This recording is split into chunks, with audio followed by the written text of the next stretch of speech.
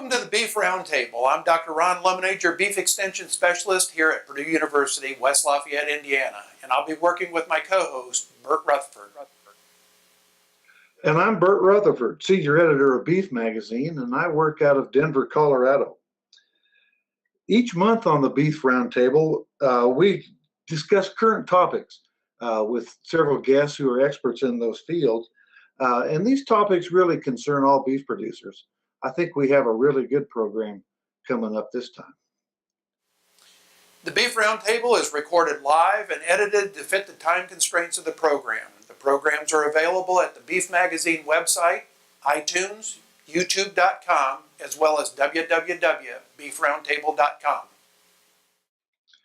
Our topic for today's Beef Roundtable is to look back at the devastating wildfires that scorched much of the Great Plains region in last March. Those fires took well over a million, maybe almost 2 million acres of ranch land. This is the third in the three-part series where we use those wildfires as a discussion starter. And in this edition, we're going to continue that conversation about how ranchers who are affected by the wildfires or any natural disaster can recover not only financially, but emotionally at all. And in this edition, we will further explore both of those issues. Our first guest today is Jess Wall with Plains Land Bank in Perryton, Texas. In addition to being an ag lender, Jess is also a rancher, and part of his ranch was burned in the wildfires this past March. So Jess can speak to us from both sides of this fence. Jess will be able to update us on how ranchers can recover financially from not just the recent wildfires, but what they need to plan for should they have any other natural disaster that might impact their operation. And we are joined by Dr. James Jordan. Dr. Jordan is a psychiatrist and past medical director of the Hamm Psychiatric Clinic in St. Paul, Minnesota, a position he held for 25 years. He was the president of the Minnesota Psychiatric Association, society in 2010, and is the psychiatry representative to the Minnesota State Advisory Committee Council on Mental Health. He is also on the board of directors of the Twin Cities Medical Society Foundation. And as if that weren't enough, he is co-producer and co-host with Mary Hansen of two shows, one, Understanding Depression, Hope Through Treatment, and another, Understanding Depression, The Suicide Connection. Gentlemen, let's get started. Jess, let me start with you. And, how are the customers that you deal with down in the Southern Plains, how are they responding and recovering from the recent wildfires? And we'll start there. Well, it took a few weeks for folks to start coming in. We'd already been out and visited with some of our producers that had fires that came across them. And with them coming in, we've talked about the long-term effect. What can you do to get your fences back up, pay for the cattle that you've lost, also clean up that ground? And we just helped them make connections with area people that could build fences, several folks that weren't fence builders but had helped their dads. Well, they came kind of out of the woodwork and started helping build fence, along with numerous other people all across the country. So more or less, we just started talking about the different things and ways that they could gain their financial ability to repay over time. Many different banks offer some interest-free money for a short term. Not all banks did, but some did. And just start working their way through it. It's going to be a long process, especially those that lost their entire farms or ranches in particular, and including houses and buildings. In there, it's now been 5 months since those fires took place, and so still a lot of it's a little bit of shock, a little bit of grief of, do I want to do it? And each person's, you've got to kind of work through with each one differently. If they're a young producer, how can you do it over the next 30 years? If they're an older producer, you know, is this what you want to continue doing, or is it best to just get it back up in shape and find somebody else to farm or ranch in there? So again, it's back to the same old adage in the sense that each one of us have to deal with it in a different way. And it kind of depends on what your relationship is with your banker as to how much input that banker is going to have. But, you know, Jess, it would seem to me that this would be an occasion where being pretty tight with your banker would be a real advantage. I think. Absolutely. You know, if you've not built that relationship, it just takes time to know what your wishes and dreams are. And so if your banker doesn't have a clue, you're going to waste some time. So even when you don't think you need a financial need, it's important to come in and just say, hey, I'm still on track. What's your thoughts? Is this what you would do, or who can I talk to on trying to, should I drill another water well, or should I cross fence my pastures? What's the best way to make this work? And so, yes, you need that relationship with that banker. But many bankers that especially are born and raised in that area, they already know most of those producers, and it helps out. Jess, what recommendation would you have for a producer following a devastating event? Okay, we use the wildfires, but you know, there's been blizzards and there's been a whole host of other natural disasters that have impacted our producers in various parts of the country at various times, and virtually every year we probably have got somebody that's impacted by something. Okay, maybe not as big as the wildfires that we had in March, but nevertheless, as an individual producer. So what recommendation would you have for a producer that's gone through this in terms of what do I need to bring to you? Okay, how do I need to prepare for that visit with my banker?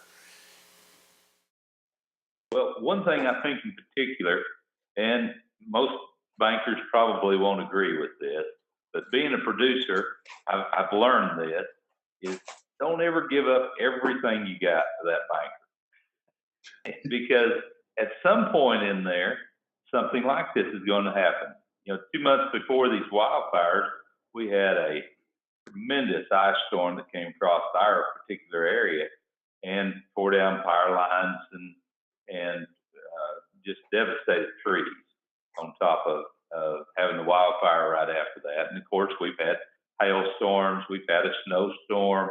I mean, it just seems like they keep coming. But if you as a producer can build that equity some way, whether you're a landowner or whether you are a renter of land, and you know, maybe, you know, if you're a landowner, if other than your homestead, which in Texas we have homestead laws, and maybe have a quarter or half section that nobody has a lien on. And whenever these catastrophes happen, you have that to draw back up. Sometimes you get one catastrophe after the other and you're just kind of up the creek. But still, just always have a backup plan. I had my kids, you know, going to college. I had them make sure they always had one checking account that they never touched, that they had cash in. I mean, just always have a backup plan for that banker.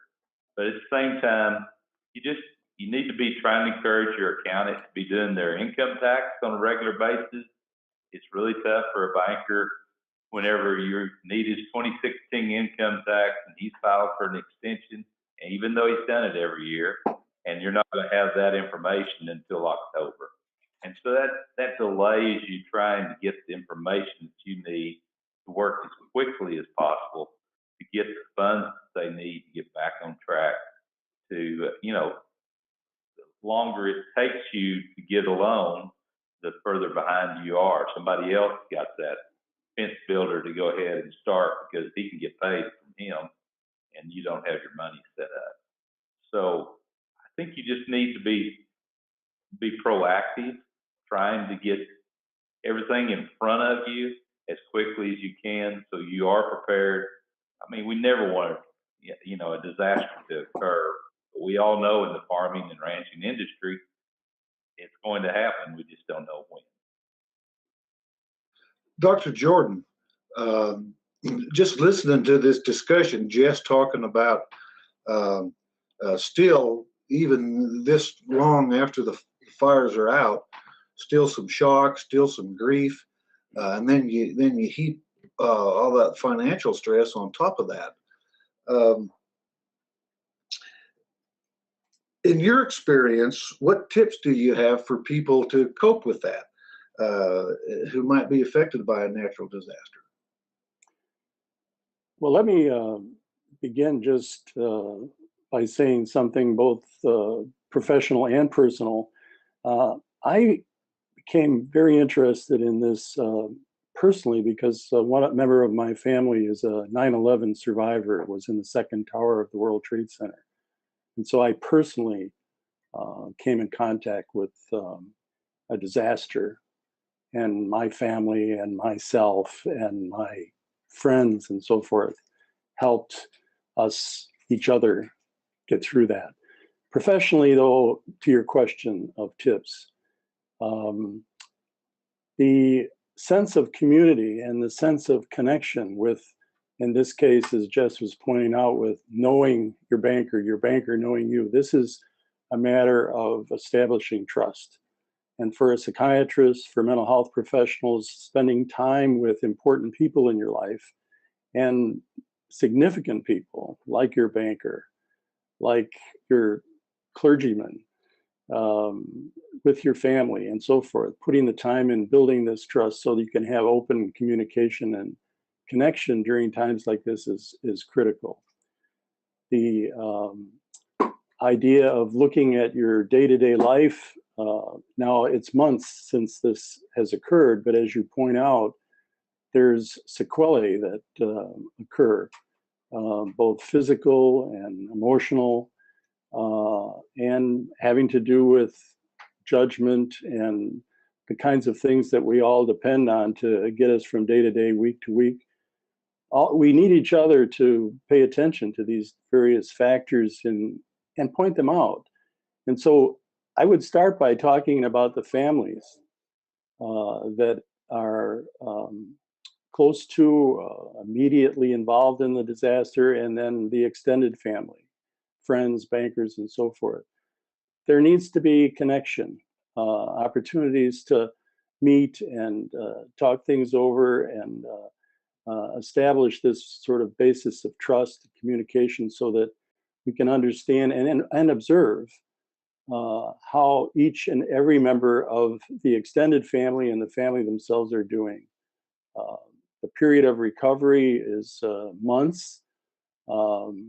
A normal grief reaction or a period of time that is somewhat empirical, but approximately a year in the period of post-traumatic stress for in a normative setting would take just about that time to sort of become more functional, more operational, and emotionally be outside of a realm of being symptomatic or having something that is troublesome for each of us each day. So that's a beginning discussion of what I guess I'd say some basic hygiene things. I know for my family and myself today, there are really two types of trauma here. One is shock trauma, the shock of the event and the days, the numbness, the difficulty with talking about anything that has to do with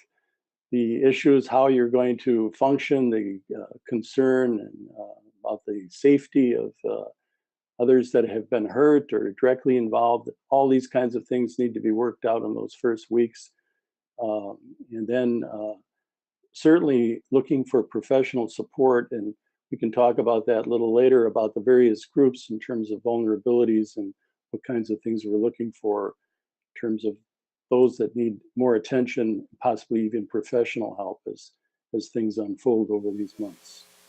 Well, Dr. Jordan, you kind of talk about the families and and the fact that there's an emotional investment in a natural disaster by not only the individual that might be the primary owner or the primary impact, okay, in the case of the 9/11 example that you gave, that the individual, but how does a family member or that inner circle, if you will, of people that you've developed this relationship with, what signs of depression or PTSD, should we be looking for in those individuals that have been impacted? Well, one of the things that the windows into the family, of course, I noticed in our roundtable here, they're all men in this group. And one of the people, that group, that gender that has their finger on the pulse of the family and the emotional life of the family is the woman in the house, the wife, the significant other. And the other window, and a very, very important one, is the children. They are very, very attuned, and they have not developed, as those of us sitting around this table this morning, the kinds of self-reliant defenses and independence and all the kinds of things that we are very proud of and responsible for in terms of our character development. But those that are looking after the children and also have an orientation to the emotional nuances of life, of people and so forth. So those conversations, that attention, paying attention to the children, to one's spouse or significant other, and having a sense of what is their reading on things day to day, really listening carefully to them, having times to sit down, turn off those devices, sit around the table and have dinner in the evening, get together and listen to the children and listen to the women who can tell you in a very, very specific way what you need to be paying attention to, along with all the responsibilities that people like you and Jess are dealing with and so forth, for fixing the fences, getting some income back on in the bank, taking care of the future, having a secondary plan, all the things that he mentioned. Those are all the practical steps, but I think an emotionally practical step, and I can't say this or underline it more than pointing out how critical it is to have the family and all those voices heard. The time spent there, if that was done, they would really kind of put a real dent in my business. I tell you, if families were doing more of this, spending more time together. And at times like this, I know in my family, when we had this situation with my third daughter, we came together, and I thought we had a very, very close in this open discussion about many things, but we really came together in a very, very more and much more practical, important way around her well-being and how she was doing over time. And it took, I would say, about a year or more of our regular attention to getting together in this way. Let me just ask another question. And being in agriculture all of my life, and observing producers, and we're a very independent group. We want to project ourselves as being strong, and we're from the guy's perspective, and in a case of a devastation like this, I would think that it would be real easy for the men, okay, that are part of these operations, that are owners, that are having to make decisions, etc., don't want to show any vulnerability. And, so as a family, as the spouse, as the children are reacting to how dad or grandpa or uncle or whatever might be facing this, they may see some symptoms or some signs that the individual man, in some cases, doesn't see. How do you get through to this guy? Okay, I mean, I could envision that, you know, how I would react to that kind of devastation, and fortunately, I've not had to go through it. But how do you work with the person that basically is denying that I've got a problem? Well, denial is a very long river. It truly is. What I mean by that is that it really has a history to it. And a situation like this where, as you point out, the male classic defenses and character feature is self-reliance. I mean, we are get up each morning and think of ourselves and center around that particular dimension of our behavior.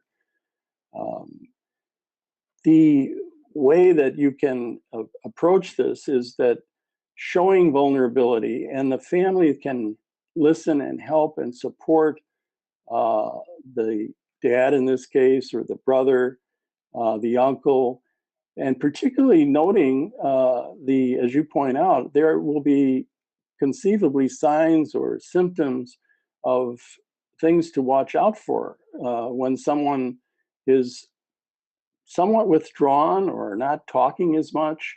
They have a sleep disturbance.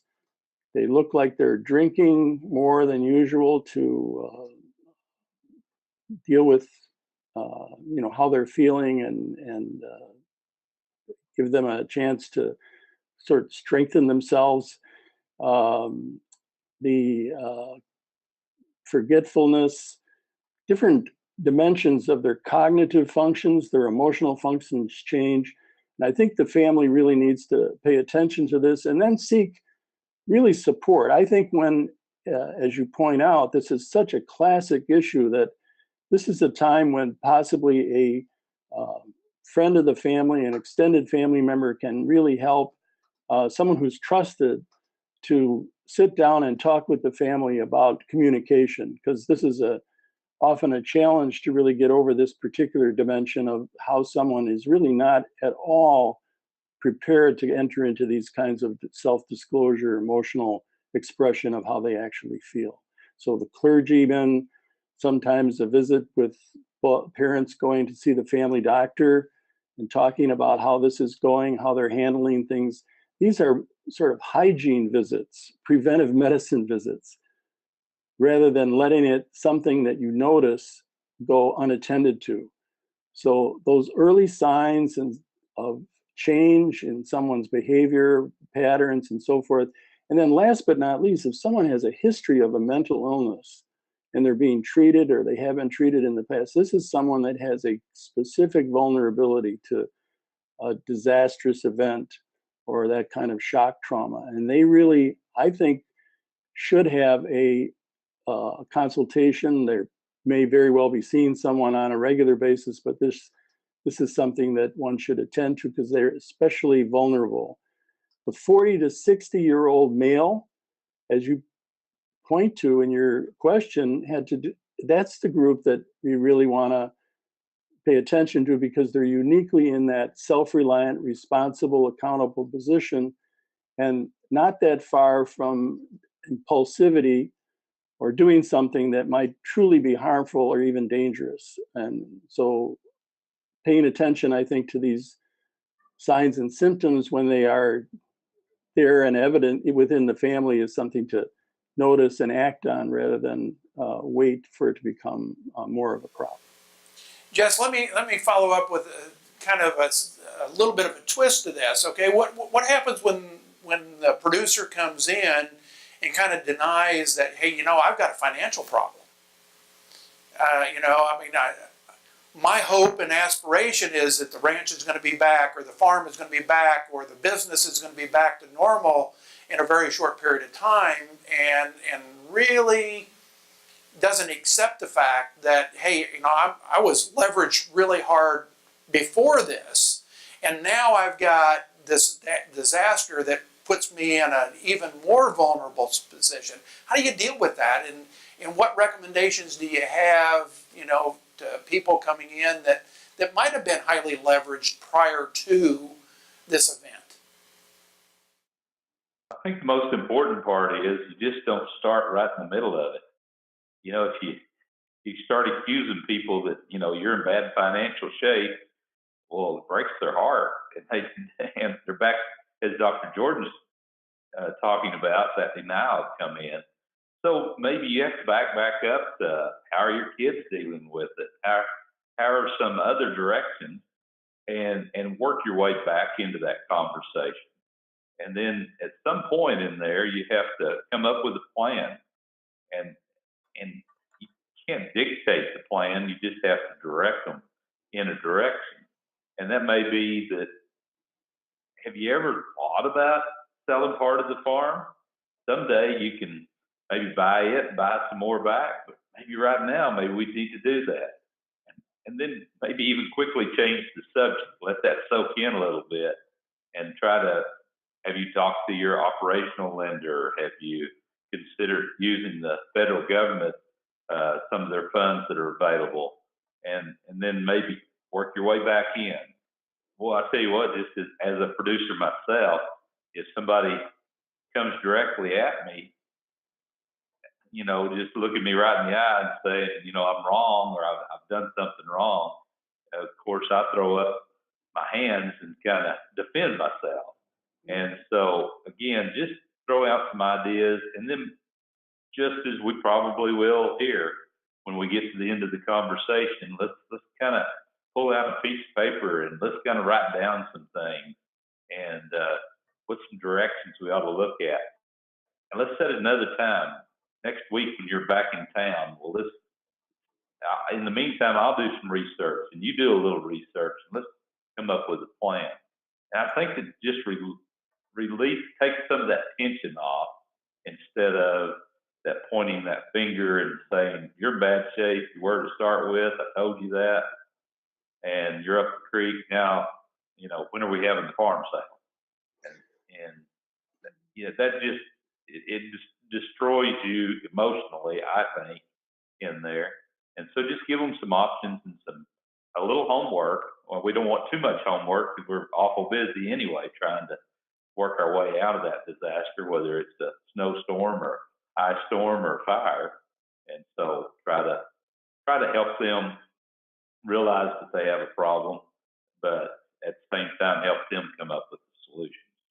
Can I ask Jess a question? In the context of that conversation, let's say one of these men who really is built on a view of being strong and not showing emotion, you start to see in that conversation some sadness, or he pauses, or doesn't really look like he's able to kind of even set up a short-term plan. But really, you start to see some emotion well up. And this is sort of on-the-job psychiatry here, but what would you, how would you handle that? You know, and say that I'm the person that I want to follow your good advice. I think it's very important, as you say, to have, let's meet again, and definitely pick this up where we left off. But during that time that you start to see an opening, what would you say, or how would you, or maybe, well, just how would you handle it? Well, and again, we have to all deal with different people different ways. You can't cookie cut it in there. But for some of them, maybe it's a little bit of, let's go to lunch. Or maybe it's, do you mind if I'm a man of prayer and let's spend a little time. Let's ask for a higher guidance in there. And, you know, just, again, don't point the finger. I guess I keep coming back to that, because we all come up with circumstances that we're out of control, and we just don't like having that finger pointed at it. So at the same time, maybe even include someone else. If you've got somebody else in your office that, you know, I have a wonderful lady that I work with that she has a different perspective, kind of like what you were talking about earlier in there. Sometimes you need somebody that maybe they're not even involved in agriculture. Maybe that's our first concern. Our first concern is for his health. Let's make sure that he's not doing something to hurt himself in there, and then we'll work on those financial problems. Give him a little bit of time in there. But I keep coming back to the same thing: follow through. I mean, if that means a phone call the next day and said, "Man, I really enjoyed having having a visit in my office yesterday, and how are you doing today?" And start, making sure that he's okay mentally as he starts to make decisions for his operation, financial operation.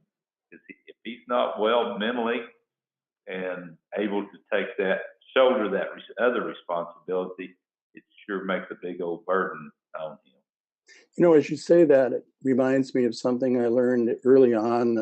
I had my training in medicine before I converted to psychiatry at the Mayo Clinic. One of the things I learned actually in the medicine section in that part of my training was that you really have to metabolize a relationship with someone that you're interviewing, that you're talking to, in the case of a doctor that you're taking care of or examining. And that really is what empathy is about. Empathy means that, exactly as you said, that you spend that time, you take that person in, you have a degree of faith. I mean, faith in the formal sense, religious faith, but you also have faith in the context of your understanding the human condition, how much we need each other.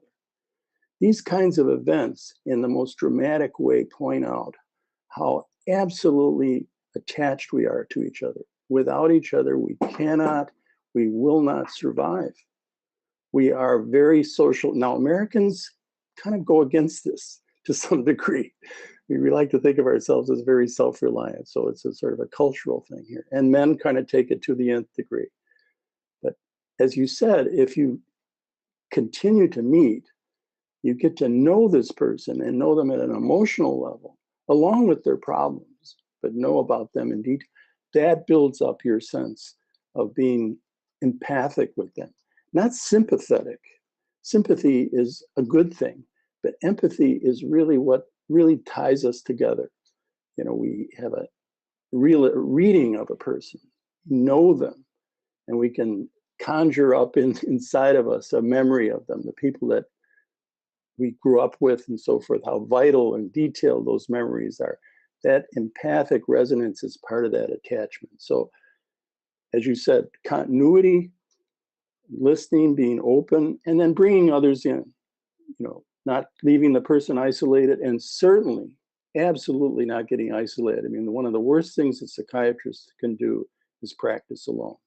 You have to have consultation and supervision over the time of your career. Otherwise, the burdens are too much for any of us. So, absolutely that connection and the continuity, follow up. Gentlemen, let's maybe take this with a little longer term perspective. Jess, you know this very well, but even when everything is going right on a farm or a ranch, it's still pretty stressful. And just because you're dealing with so many things that you don't have a lot of control over. So looking long term, you get through the disaster, you kind of get things back where you're happy where they're at and they're going. How do you continue that ability to handle just the day-to-day stress that comes with being a farmer or a rancher? Well, I probably don't practice what I preach, but at the same time, you got to get away a little bit. You got to go see what the other side of the world is like, and you come back with vigor. I think whenever you come back, even if it's just a weekend to go to the city, and while you're going there, if you have that wonderful spouse, well, you can discuss as you're driving back and forth either about the kiddos or else about the farm, and you're seeing it from a different perspective. And so I think getting away sometimes is a good thing, even though we all have a long list, and it seems like none of us can ever, 24 hours just isn't enough in a day as a farmer or rancher. But still, we've just got to make time to do that. At the same time, as far as, it's just important as a farmer and rancher to sit down, not just by yourself works well, but include your spouse or even the farmhand. You know, what do you see long range? 3 years from now, where are we going to be at? And, you know, are we going to change this operation, or do we just continue to do the same thing over and over and just try to generate income and make sure that we pay off the debt that we have and build some equity? So I think a lot of the long range, everything's going well, and at the same time, prepare, as I was saying earlier, prepare for that disaster. Not that we want that disaster to show up, but in and when it does happen, whether it's, you know, I think we've had some floods on this creek that we live on, and has just wiped out not only fences but also houses and things like that. Well, you've got to be prepared for that, either from your insurance portion or else the equipment to be able to clean up those items. So again, already have whatever disaster might come your way, just to have talked through them before they occur. And Jess, I just want to reiterate one point that I thought was kind of important and relevant, and that is, you know, you mentioned talking through this plan with maybe the farmhands, you know, and other family members. Okay, this doesn't have to be just the principal owner or the patriarch of the operation. You know, this is a time to, you know, allow other input into that strategy of how we're going to move forward and maybe reinvent ourselves as an operation. You know, so, you know, maybe we've always done commercial. Maybe this is the time to go to purebred. Maybe we've been purebred. Maybe it's time to go to commercial. Maybe we ought to go to stockers. Maybe we ought to, but look at a lot of the alternatives. Okay, you know, if it happens to be a row crop operation, maybe it's other row crops that, or other cash crops that I could consider because of the new hand that I've been dealt. And I think that was kind of an important part, and I just kind of wanted to reiterate that because I think that's a key piece. Dr. Jordan, anything to add to that? You know, I was thinking about something I think important for all of us to pay attention to when we decide that something is concerning enough that we need to seek some professional help, how to proceed. And there really are some steps here that I think are critical in terms of timing and moving towards something that's going to be responsive. When you have concerns about someone's behavior change, because often there's a behavior change in them that's remarkable and noticed by others, when their daily function is disrupted and they cannot sleep, eat, take care of things that you would ordinarily expect them to do, they are more and more isolated or quiet, maybe even talk about despair and very dark outlook on things. I think getting to a health professional, a family doctor, or a licensed mental health professional is a very, very important step, and particularly in this group of men who are conceivably quickly able to get lethal in a sense of their despair and taking some action on it, feeling very responsible, as we've been talking about that, as the breadwinner and the person to solve the problems, so that this open and bringing others in is critical for them to become part of the solution and not the leader, not the one responsible for things. And then when that evaluation occurs, there is going to be a need for discussion, professional conversation and consultation, and also possibly the need for some medication, depending on the nature of the symptoms. Those things go together. I suggest that medication without consultation and without therapy is really something that you're sort of a half a loaf if you have one or the other, in the sense that possibly medication is necessary to stabilize and help someone, but also they need to be talking professionally and then with the support of the family. So I just want to bring that out, not to overlook that, because I think that's one of the things that is so important to prevent tragedy and the risk of suicide. And last but not least, in this part of the world, and we have it here, of course, in the Midwest and on the East Coast too, is the potential for lethality. So the idea of a mix of drinking or drug abuse and then lethality, the access to firearms and so forth, all of this needs to be carefully assessed in terms of risk in protecting someone who develops more of a clinical state and that needs professional help. So I just want to make sure that that's said, and that you're willing to get resources to support and help you when that comes up. Jess, earlier you mentioned, I'm kind of going back here, but earlier you mentioned that some banks in your area had developed some no-interest short-term loans, and then there's some federal programs. In the immediate aftermath of a natural disaster, typically the federal government steps in with various kinds of different aid help. What are some of those programs, and where can a producer go to access those? Most of the programs that they came up with, the time has elapsed as far as being able to apply for. And so that's kind of disheartening. But at the same time, and it's the same way with, as far as I know, with the bank. Most of them were some forgiven interest for the first 6 months. So that time has lapsed. So now you're just going to have to go back to your banker, the area banker, and try to come up with a plan.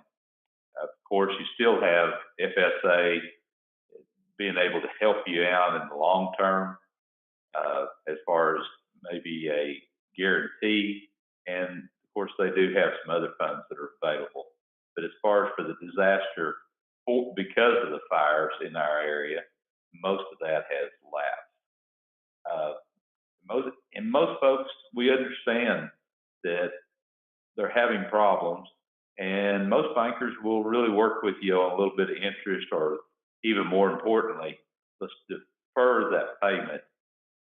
We have a program ourselves where that we can defer that first 6 months, just interest only, and then stretch it back out over time.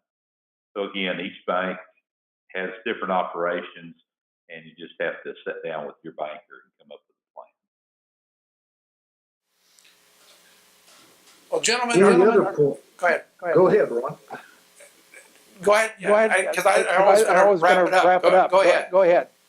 No, that's fine. Because I was going to do the same thing. Gentlemen, are there any other thoughts, any other points, anything that we haven't discussed that in your experience you think are important for folks to know?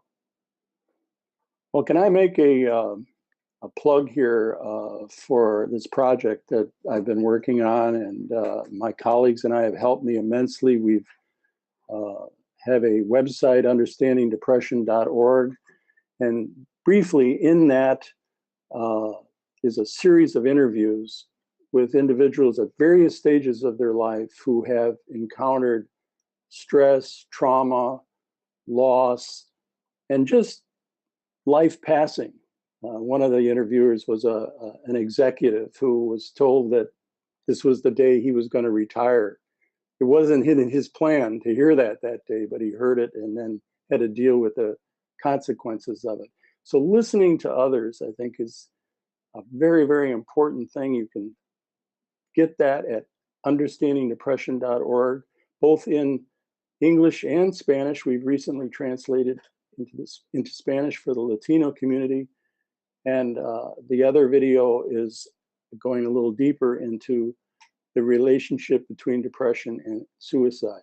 So there's so much more to say on the clinical side of this, but back to what Jess's point is, and it made such a wonderfully crystal clear piece of advice for all of us, is make that connection, bring others in, continuity, follow up, and then be prepared when someone emotionally opens up to take that in also. That's very, very critical information to know about them and accept that. And anxiety and depression, and there's a concept, if I can say it very briefly, is that for psychiatrists to develop a capacity for a depressive position, in other words, you are able to grasp a certain amount of true emotion, anxiety, sadness, life as it really is in transparency, and be able to carry that and work with it with people so that they can broaden themselves, widen their skin, and have openness to the emotions within them and their children, their spouse, their significant other, and their colleagues, and those that can help them.